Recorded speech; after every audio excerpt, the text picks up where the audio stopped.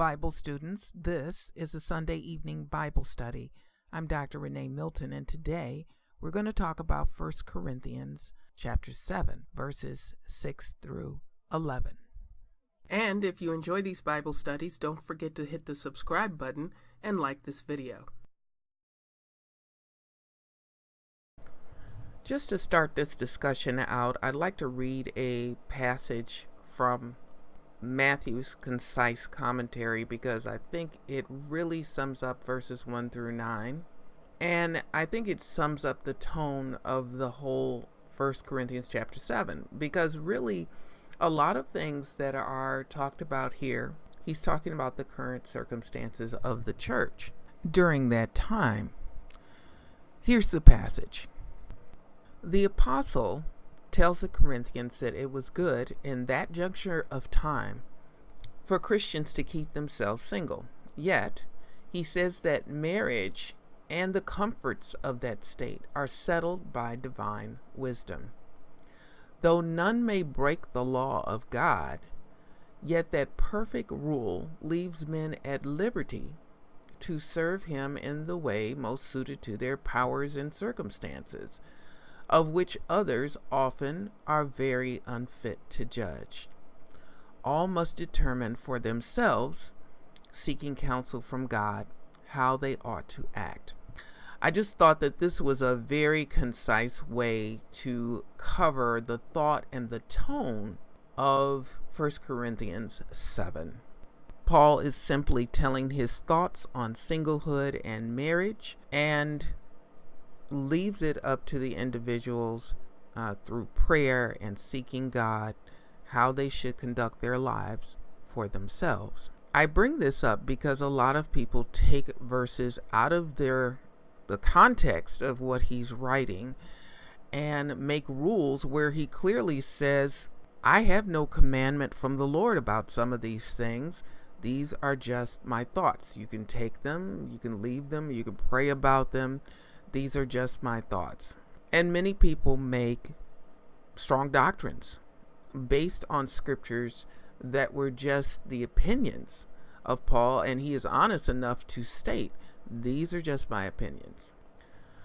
Now, verse 6 starts out, now I say this as a permission and not as a command.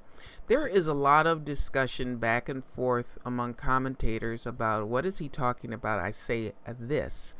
Is he talking about verses 1 through 5, or is he talking about what he is about to talk about in the following verses? And that's something that certainly came to my mind as I was reading this passage. It seems that he is talking about the discussion that he has just had in verse 1 through 5.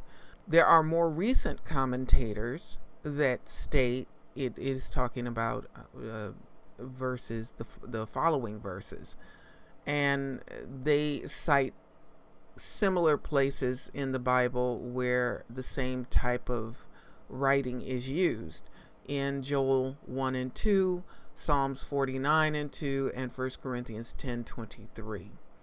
So that's just a general overview of how people think about this that he's talking about, which is very important if you're going to go verse by verse in this passage. Now notice when he gets down to verse 10, but to the married I give instructions, not I but the Lord, that the wife should not leave her husband. But if she does leave, she must remain unmarried or else be reconciled to her husband, and that the husband should not divorce his wife.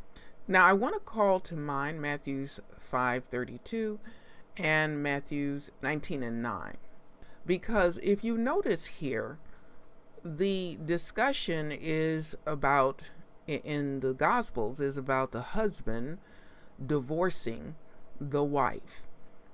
Here, he talks about the wife leaving her husband. The reason it is phrased like this is because Paul is dealing with a particular set of circumstances. He's dealing with persecution or a distressful situation where there is a voluntary separation between a husband and a wife. And he's using the principles of the gospel spoken of by Jesus, that the goal is to remain married. So using those biblical principles, or the principles of the Lord, he says in this particular case where a wife must separate from her husband or leave her husband, she should remain unmarried. She should be reconciled to her husband. So if I have to leave my husband because of persecution, or we have to separate, this does not give me license to go marry another. And this is all that he is saying. The second part of this, where he says, and the husband must not divorce his wife. There's a lot of confusion. The use of the word divorce creates here. In some translations, you will see must not send away or send forth his wife. And Paul may have used this type of language because of the way the scriptures are written concerning divorce. It was usually the husband that sent forth the wife, or divorced the wife, or made some kind of legal action against the wife. So it was usually initiated by the husband. So if you look at various translations, this Greek word, is not always translated divorce. Now, on the final slide, I will show the Greek words that are used in this particular passage for separate and divorce, but I don't want to get tied up with that right here. You will notice also here he does not cover any issues about fornication, and because that is not the circumstances he's addressing. He is not addressing a situation where there has been a problem in the marriage.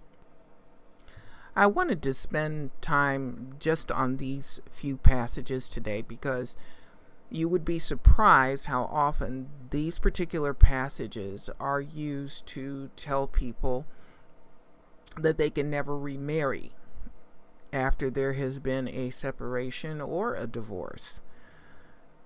And this passage doesn't even cover anything like that. But many times it is used wrongly to tell people that they cannot remarry, that they must remain single. And really, a quick study of what is represented here, if we pray over these passages, read these passages, ask the Lord for understanding, there's a lot of heartache that could be avoided today because of misinterpretation of these passages. So next time, we'll cover what Paul's advice is about an unbelieving spouse. As you can see here at the end, I'm going to give you some time to look over these Greek words and their meanings in this passage. Until we meet again, God bless you.